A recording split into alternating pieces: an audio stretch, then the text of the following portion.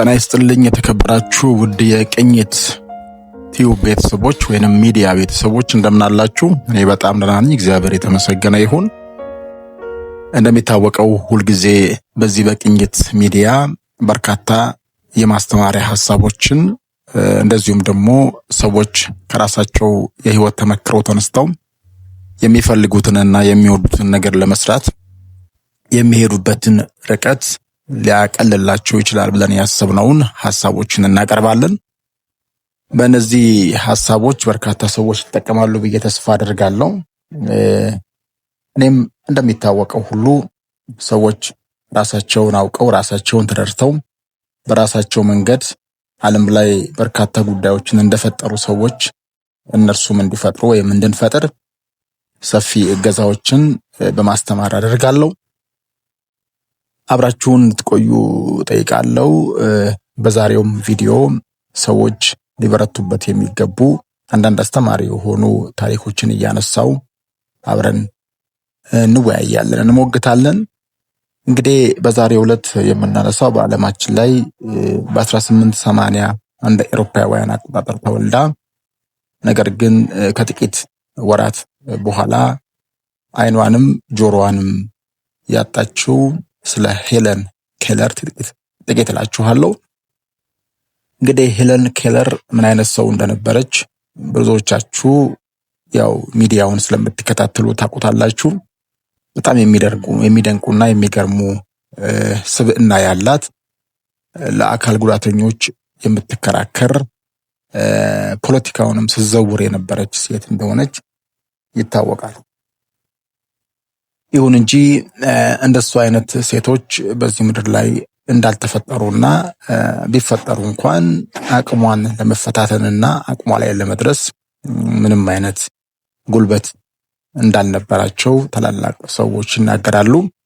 በጊዜው የነበሩ ምሁራንና ሊቃንም ስለዚህ ሴት ሲናገሩ እጅግ በጣም ብርቱ፣ ጠንካራ፣ አታይም አትሰማም፣ ነገር ግን የብሬን መጻፊያውን መሰረት አድርጋ ከአስተማሪዎቿ ጋር ተግባብታ በርካታ መጻሕፍቶችን የጻፈች፣ በይበልጥ ደግሞ ለአካል ጉዳተኞች የተከራከረች፣ እኔ ጎዶሎ አይደለሁም ሙሉ ነኝ ብላ የምታስብ፣ ከጉድለቷ ሳይሆን ከሙላቷ የጀመረች ሴት እንደሆነች ይናገራሉ። እንግዲህ ሁላችንም ሙሉነት ይዘን ወደዚህ ምድር የመጣ ነው። እሷ እንኳን ይሄን ያህል ነገር ጎሏት ጎዶሎ ነኝ የሚል ሕሳቤ አልነበራትም። ስለዚህ ሙሉነት ማለት ምን ማለት ነው? ሙሉነት ማለት ባለህ ነገር ባለሽ ነገር የመጀመሪያውን ምዕራፍ መጀመር ነው። ያንን ሙሉነትን ካወቅሽው ወይ ደግሞ ከመጀመሪያው ምዕራፍ ተነስተሽ እኔ እችላለሁ ብለሽ ከተነሳ ሙሉነትሽን በደንብ አድርገሽ ስለተገነዘብሽው የሚጎልሽን ነገር ሌሎች እየተመለከትሽ የምትሞላበት ነገር ይሆናል ብዬ አስባለሁ። እንግዲህ ብዙዎቻችን ሙሉነትን ብዙ ጊዜ አምነን አንቀበለውም። እኔ ሙሉ ነኝ፣ እኔ ጎበዝ ነኝ፣ እኔ ጠንካራ ነኝ፣ እኔ ሁሉ ነገር አለኝ የሚለውን ነገር አምነን አንቀበለውም። ለምንድን ነው ሲባል ያደግንበት አስተዳደግ ተጽዕኖ ስላደረገ ይመስለኛል የመጀመሪያው ነገር።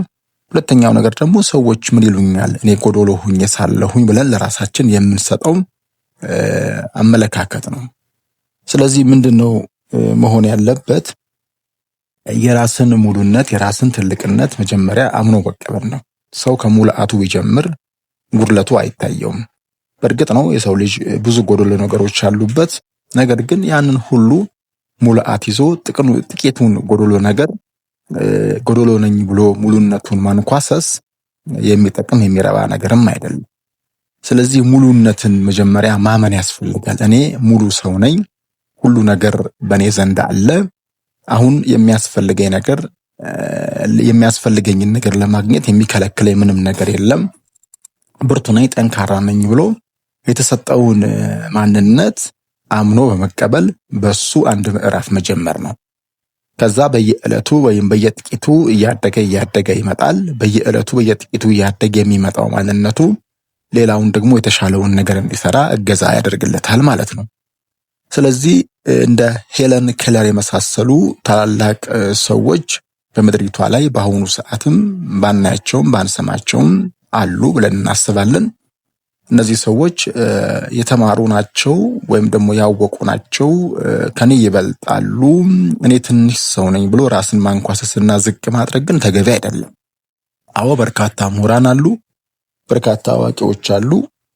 ይሁን እንጂ ራስን ዝቅ አድርጎ መመልከትና ራስን ዝቅ አድርጎ ማሰብ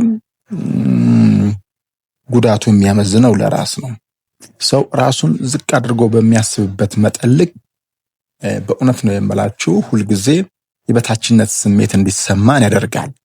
ይሄ የበታችነት ስሜት ደግሞ ያሰብነውን ነገር እስከ መጨረሻዊቱ ህቅታ ድረስ አዝልቀን ለመሄድ እገዛ አያደርግልንም። ሰው ምንድነው መሆን ያለበት? በእያንዳንዱ ነገር በነገርም ሁሉ የበረታው ነኝ ብሎ በማሰብ በዚህ ነገር ላይ ራስን ከፍ አድርጎ ማስኬድ ያስፈልጋል ማለት ነው። አንደኛው ነገር። ሁለተኛውና የመጨረሻው ነገር በብርታት የምንሄድበት በብርታት የምንጓዝበት ነገር ነገ ላይ ውጤቱ ወይም ደግሞ ዋጋው ጥሩ ሆኖ ወደኛ እንዲመጣ ከኛ ጋር አብሮ ተሰናስሎ እንዲሄድ ያደርጋል። በእርግጠኝነትም ለመናገር የሚቻለው የትላንትናውን ወድቅ ያለው ብሎ የማሰብን አቅም ዛሬ እኔ መውደቅ አልችልም ጠንካራ ነኝ ብሎ ከማሰብ ጋር ማነጻጸር ቢቻል በእውነት ይሄኛው ሚዛን ደፍቶ እንመለከተዋለን። ስለዚህ ከሙላታችሁ ጀምሩ። ጉድለት አለብኝ ወይም ዝቅተኛ ደረጃ ላይ ነው ያለሁት ብላችሁ አታስቡ። ማንም በዚህ ምድር ላይ ሙሉ ሆኖ ተፈጥሯል። ጉድለት እንኳን ቢኖርበት ጉድለቱን እየሞላ ይሄዳል ማለት ነው። ስለዚህ ከጉድለታችን የምንነሳ ከሆነ ወይም ደግሞ ጎዶሎ ነኝ ብለን ራሳችንን ዝቅ አድርገን የምንመለከት ከሆነ የብዙዎች ጉዳይ መጫወቻ እንሆናለን። ያ እንዳይሆን እስቲ ከሙላታችን እንጀምር፣ ከትልቅነታችን እንጀምር፣ ሰው ሆነን ከመፈጠራችን እንጀምር። እኔ እኮ ትልቅ ሆኜ ነው ወደዚህ ምድር የመጣሁት ብለን እንጀምር። ይሄንን ማድረግ ከቻልን በእርግጠኝነት ጎዶሎነት እንኳን ቢኖርብን ያንን ጉዳይ እየሞላን እርስ በርሱ እያጫበጥንና እያሰናስልን አሊያም ደግሞ እያያያዝን የምንቀጥል እንሆናለን ማለት ነው። ስለዚህ ወዳጆቼ ይህንን የቅኝት ሚዲያ የምትከታተሉ ሁሉ እንዲህ አይነትና መሰል ሐሳቦችን አብረን እየተወያየን የምንቀጥል ይሆናል። አብራችሁን ሁኑ። ይህንን ፔጅ ሰብስክራይብ ያላደረጋችሁ ሰዎች ሰብስክራይብ አድርጉ፣ ቤቱን ተቀላቀሉት። ወደፊት በርካታ ጉዳዮችን እያነሳን አብረን የምንቀጥል ይሆናል። ሰላማችሁ ይብዛልኝ፣ ከፍ በሉልኝ።